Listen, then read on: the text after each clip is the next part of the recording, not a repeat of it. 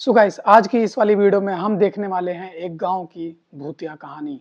और आज की वीडियो बहुत ज़्यादा मज़ा आने वाला है क्योंकि एक गांव में कोई भूत वाला सीन है और उसकी क्या स्टोरी है वो हम सुनने वाले हैं। सो लेट्स गो यार, स्टार्ट करते हैं बिना टाइम वेस्ट किए। शाम का वक्त था। कस्बे से दूर बसे पुराने गांव भैरवपुर की गलियां हर रोज की तरह सुनसान हो चुकी थी। आसमान में हल्के बादल थे और ठंडी हवा के झोंके पुरानी हवेली की टूटी खिड़कियों से सनसनाहट पैदा कर रहे थे। साला एक तो ये गांव का नाम ही भैरवपुर थोड़ा डरावना सा है भाई। गांव के लोग इस हवेली के पास से भी नहीं गुजरते थे।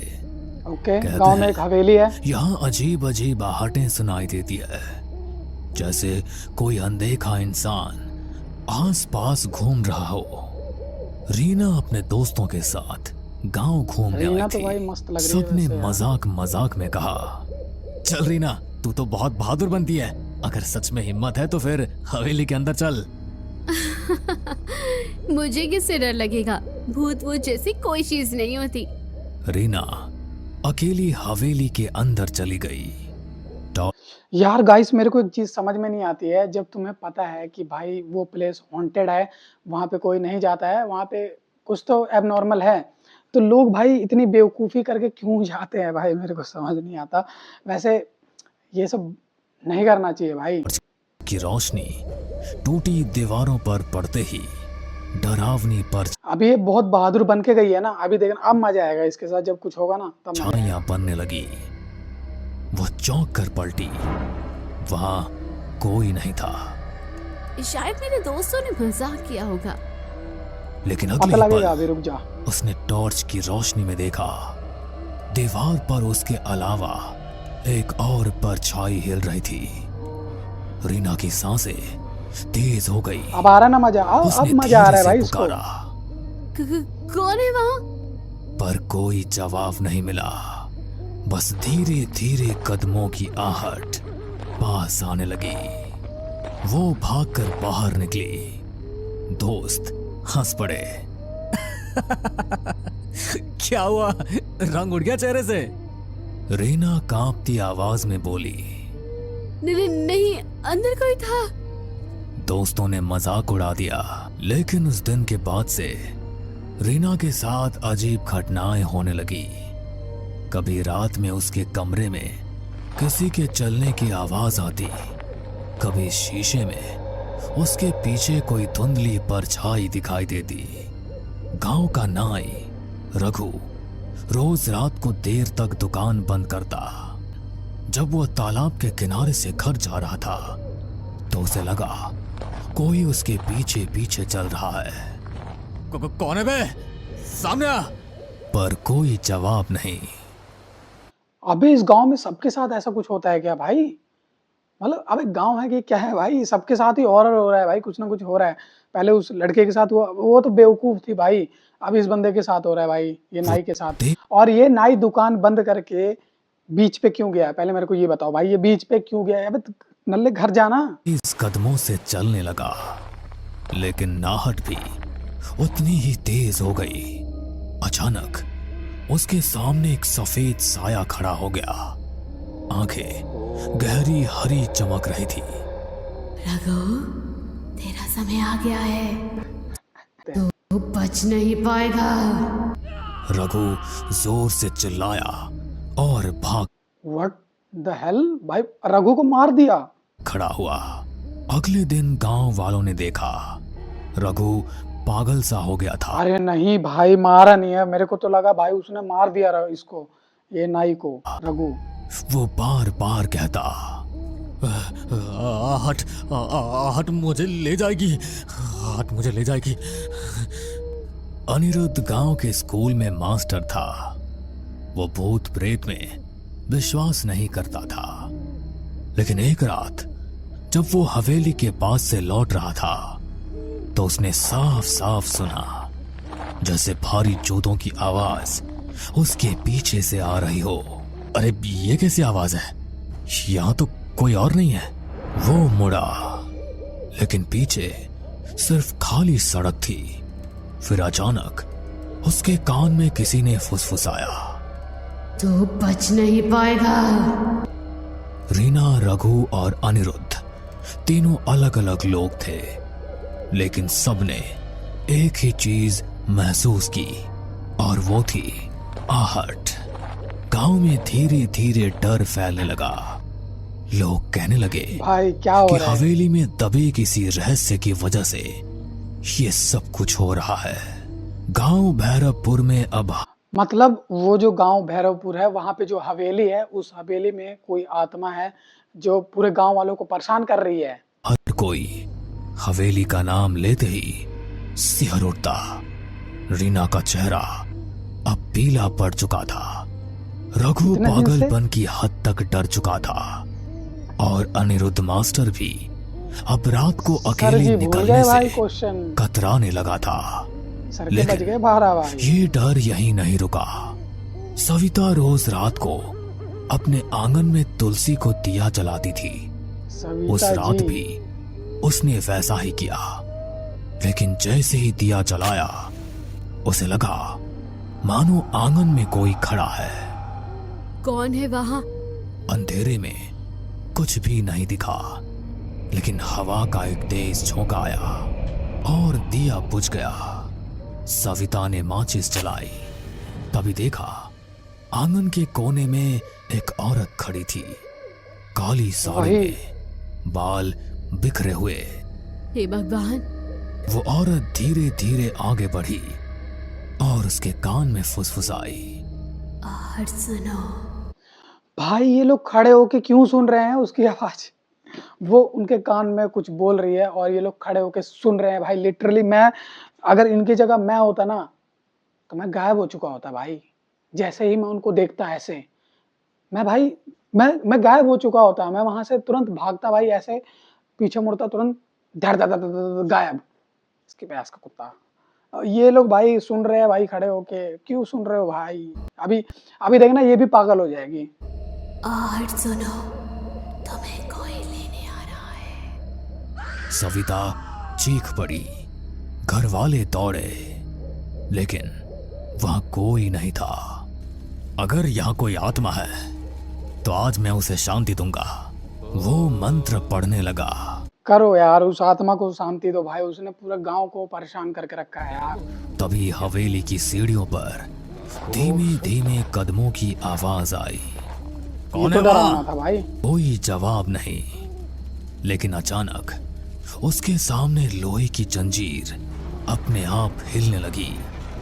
मोहन घबरा गया, लेकिन हिम्मत करके मंत्र पढ़ता रहा। तभी दीवार पर खून से लिखा उभर आया। आहट से बचना नामुमकिन है। मोहन के हाथ से माला गिर गई। भाई बाबा को भी डरा दिया भाई, बाबा को भी डरा दिया। वो Shit। भागते भागते गांव लौटा। ये जगह अशुभ है, वहां कोई अनदेखी शक्ति है। अमर गांव और कस्बे के बीच बस चलाता था।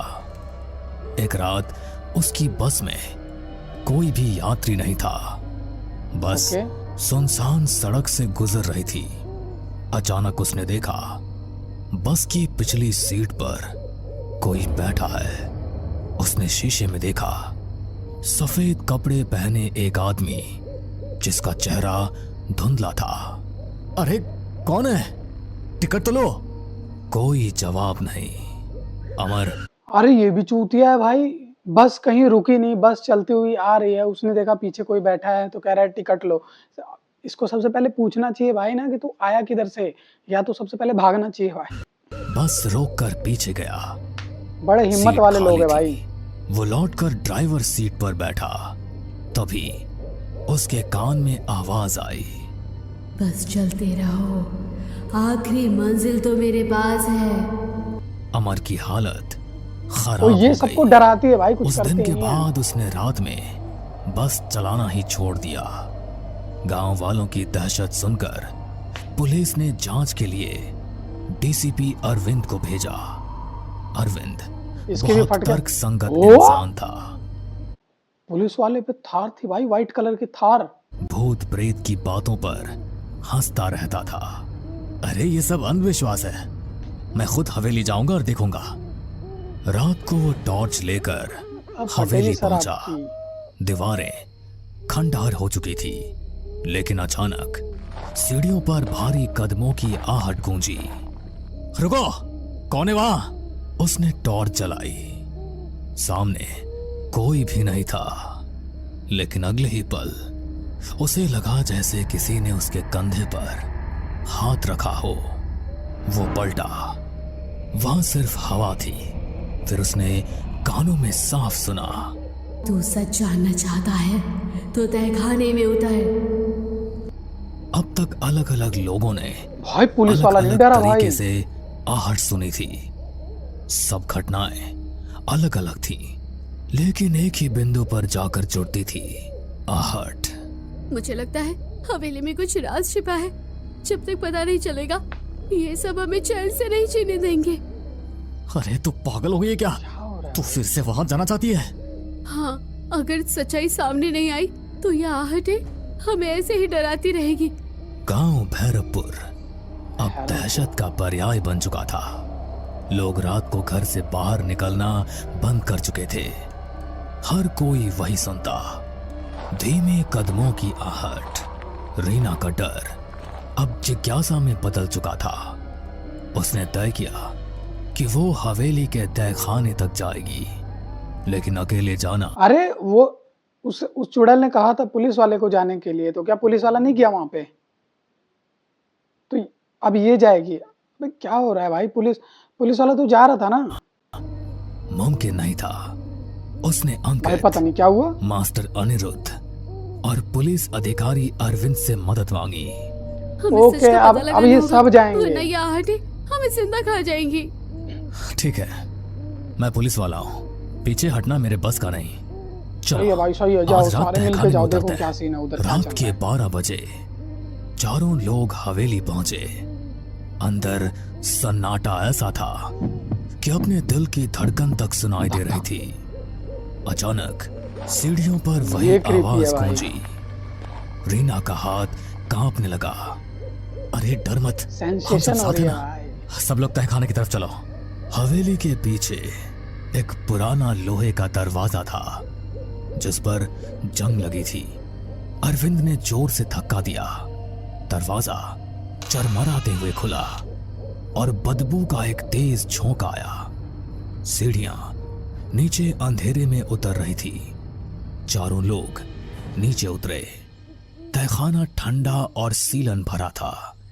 दीवारों पर काई जमी थी और बीचों बीच एक टूटी चौकी रखी थी। देखो वहाँ। दीवार पर खून से लिखा। ओह, इसका मतलब वो जो बाबा था तांत्रिक, वो यहाँ था। मतलब ये हवेली के तहखाने में वो कर रहा था, उसको शांति देना चाहता था। आई डोंट नो, बाबा के सामने भी तो लिख के आया था। क्या है ये? आहट मेरा श्राप है, जो सुनेगा उसका अंत होगा। ये सब अभी तक किसने तो कोई लिखा नहीं होगा? मारा। तभी तहखाने के कोने से एक सफेद धुंधला साया उभरा। वो फिर आ गई। सबके कानों में वही आहट गूंजी। मैं इस हवेली की मालकिन ललिता हूँ। 100 साल पहले मेरे पति ने लालच में मुझे यहीं जिंदा दफना दिया था। मेरी चीखें, मेरे कदमों की आहट सब यहीं गूंजती रही। रीना की आंखें फटी की फटी रह गई। तो ये सारी घटनाएं वही आहट। हाँ, अचानक तहखाने की दीवारें हिलने लगी। छत से मिट्टी गिरने लगी। ये क्या हो रहा है? मेरा श्राप अनंत है। जो सच जानता है वो भी आहट से बच नहीं सकता। रीना, अंकित, अनिरुद्ध और अरविंद चारों बाहर भागने लगे, लेकिन हर तरफ से आहट की आवाज आने लगी। कभी पास, कभी दूर, कभी ऊपर, कभी नीचे। सभी हवेली से बाहर आने लगे। तभी अरविंद ने सबसे कहा, अगर हम इस हवेली को ही जला। यार वही तो बात है ना कि तुम भाग रहे हो भाई, मतलब फिर कैसे होगा? आगे भी चल के वो तुम्हें परेशान करेगी, तो भी कुछ तो करना पड़ेगा। वही पुलिस वाले ने बोला है कि हम हवेली को ही जला देंगे। तो शायद ललिता का दफन शरीर भी जलकर मुक्ति पा लेगा और ओह, आग का ये यस। पूरा किस्सा ही खत्म हो जाएगा। उसके बाद सबने मिलकर पूरी हवेली में आग लगा दी और सभी हवेली से बाहर निकल आए। हमने सुना भी था कि हवेली की मालकिन अचानक गायब हो गई थी। असल में उसे मार दिया गया भाई ये खुद हॉरर लग रही है। ये दादी को इतना हॉरर क्यों बनाया है भाई, ये तो खुद डरावनी है। शिट था। भाई। फिर अगले दिन लोगों ने हवेली में सामूहिक पूजा करवाई। उस दिन पहली बार कई सालों बाद गांव में रात शांति से बीती। लेकिन कुछ दिनों बाद रीना अपने कमरे में पढ़ाई कर रही थी। खिड़की से ठंडी हवा आई। अचानक उसे लगा जैसे कमरे के कोने से धीरे धीरे कदमों की आहट आ रही है। वो फिर उसने से आई। कांपते हुए कहा। कौन है? कोई जवाब नहीं मिला, बस वही आवाज। रीना की आंखों में डर फिर से उतर आया। भैरवपुर गांव में हवेली का रहस्य तो खुल गया, लेकिन आहट अब भी जिंदा है। कहते हैं जो एक बार ये आवाज सुन लेता है उसकी जिंदगी कभी पहले जैसी नहीं रहती। आहट सिर्फ एक आवाज नहीं, बल्कि एक अंधे का साया है जो हर जगह आपके पीछे पीछे चलता है। बस कभी वो आहट सुनाई देती है और कभी नहीं सुनाई देती, पर डर की दस्तक लेकर आहट सभी के आसपास चलती रहती है। ओह मैन, चलो ठीक है भाई, बढ़िया बढ़िया वीडियो थी वैसे तो। ओके यार, सो तो वीडियो काफ़ी अच्छी थी, बट उतना कोई भयंकर लेवल का मज़ा नहीं आया। सो ठीक है यार, फिर मिलते हैं अगली वीडियो में। तब तक तुम्हारा भाई ढूंढता है कोई बवाल सी वीडियो, उसके बाद फिर मिलते हैं हम फिर से।